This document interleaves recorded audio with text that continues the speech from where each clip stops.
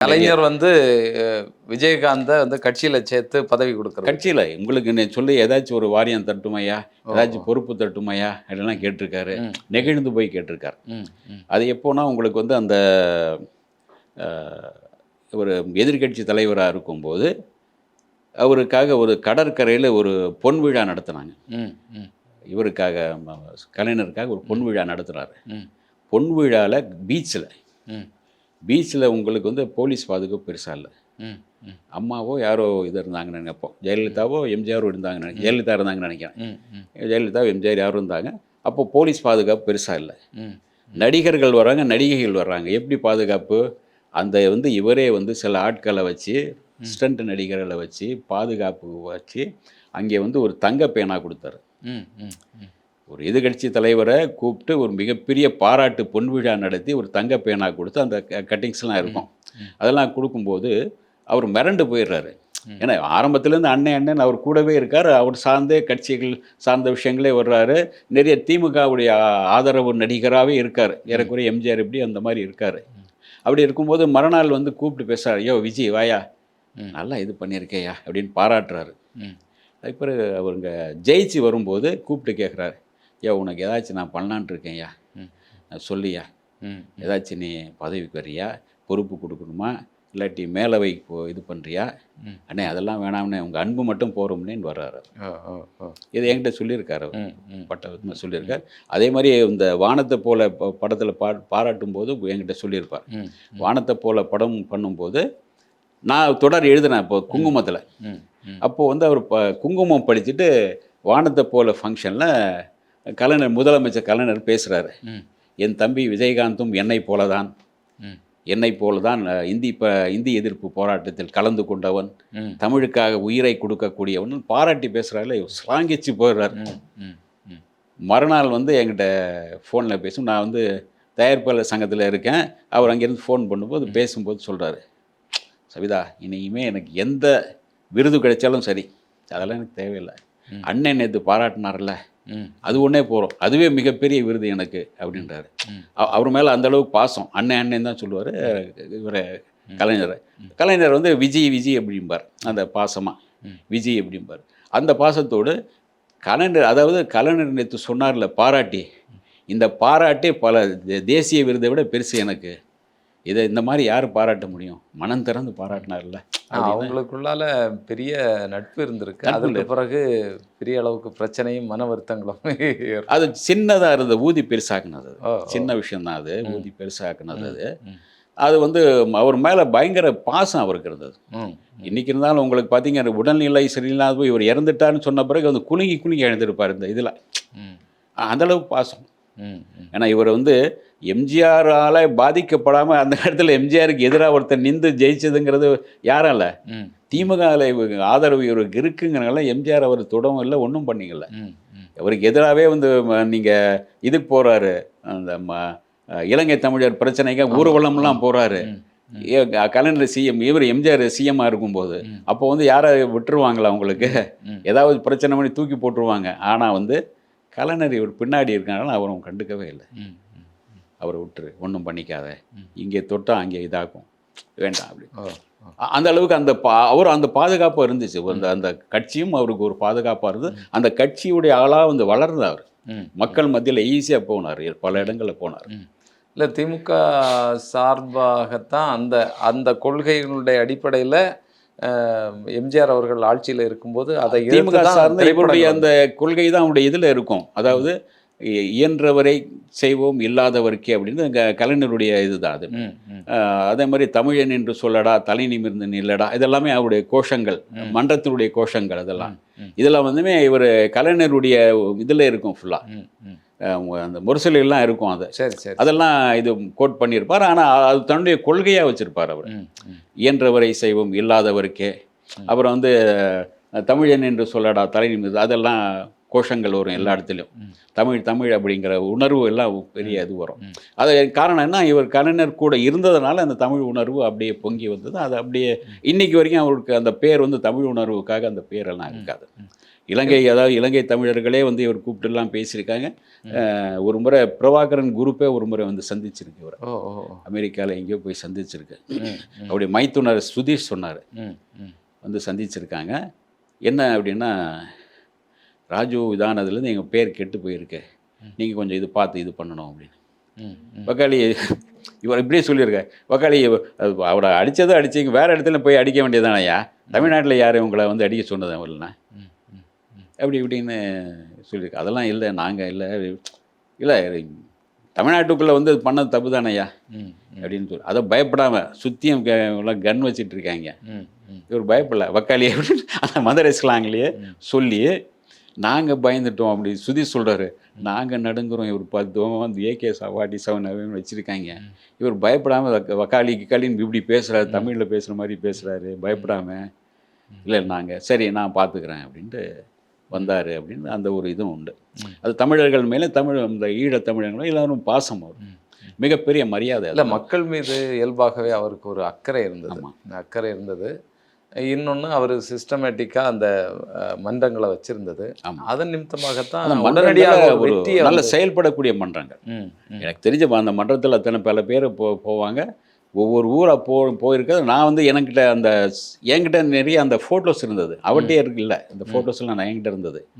மாட்டு வண்டியில் அந்த மதுரை மாவட்டத்துடைய தலைவர் கொடுத்துருப்பாரு.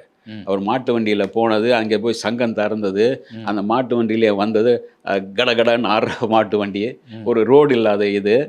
அப்புறம் ஒரு தேனியில் இருந்தார் ஒருத்தர், தேனி மாவட்ட தலைவர் அப்படின்னு. அவர் மீசெல்லாம் பெரிய இதாக இருக்கும்.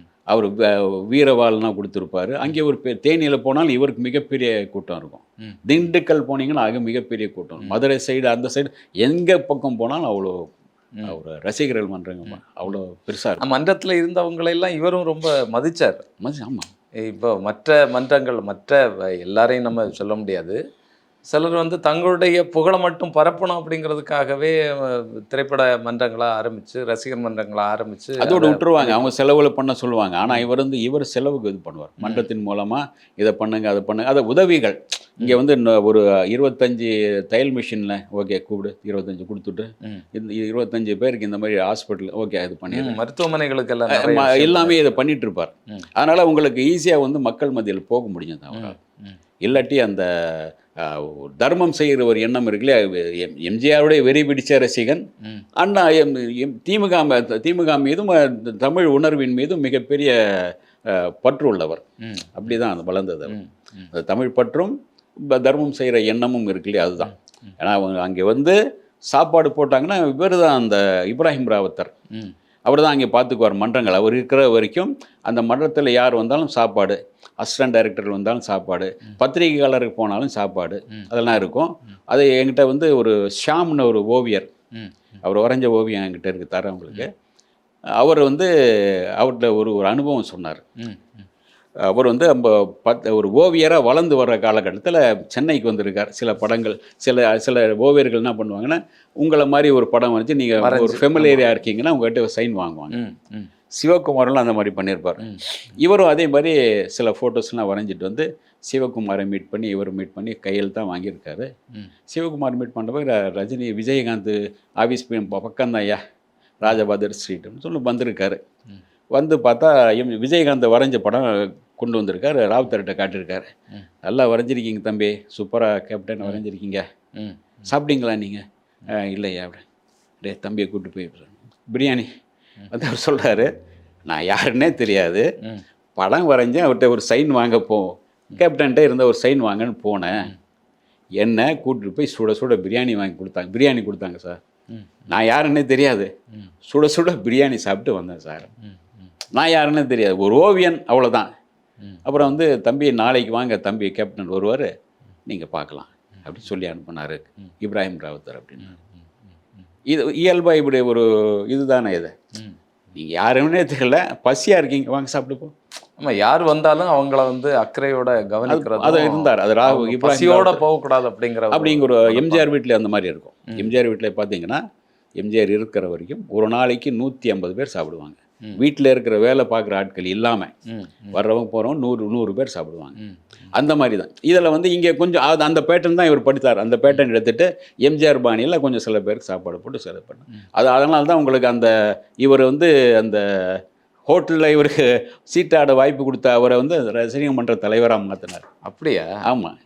அவர் இன்னும் இருக்கார், மணிக்கோணார் அப்படின்னு, அவர் பேர் மணின்னு. அவர் இன்னும் இருக்கார், பேசுவார். அப்புறம் அந்த ஐத்தான்னு சொல்லுவார் இல்லையா நம்ம இவர் ராமவசந்தன், அவர் வந்து அந்த இரவு ராஜாக்கள் அவரும் ஒருத்தர்.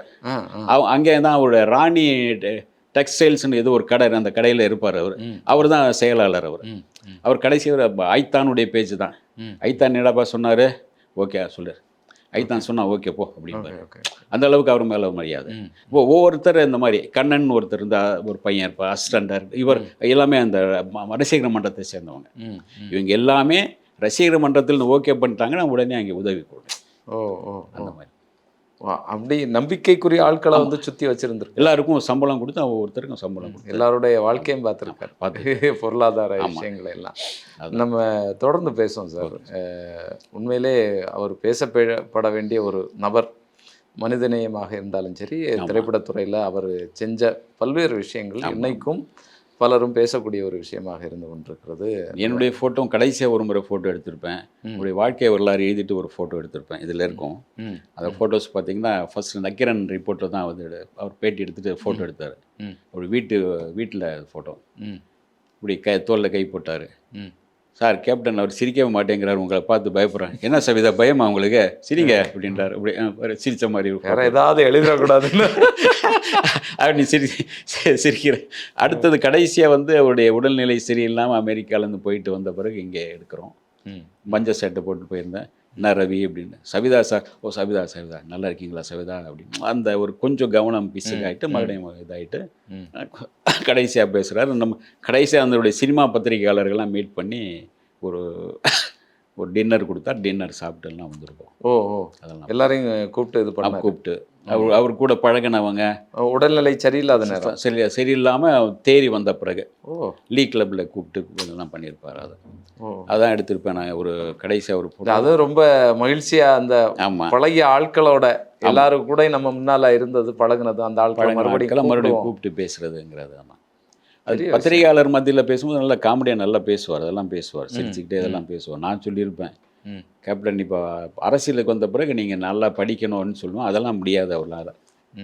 அதான் கொஞ்சம் எந்த இடத்துல தான் கொஞ்சம் இதானது, மிஸ் ஆனது. ஆனாலும் ஒரு போற்றுதலுக்குரிய ஒரு நபராகத்தான் இன்னைக்கு மக்கள் நினைவாற்றலாம் உண்டு. வசனம் படித்து பார்க்குறேன், நான் இங்கே சொல்ல கேட்டு அப்படி பேசுகிறதான் அந்த மாதிரி தான். தொடர்ந்து பேசுவோம் சார். உங்களுடைய நேரத்திற்கும் கருத்திற்கும் நன்றி. மிக்க நன்றி.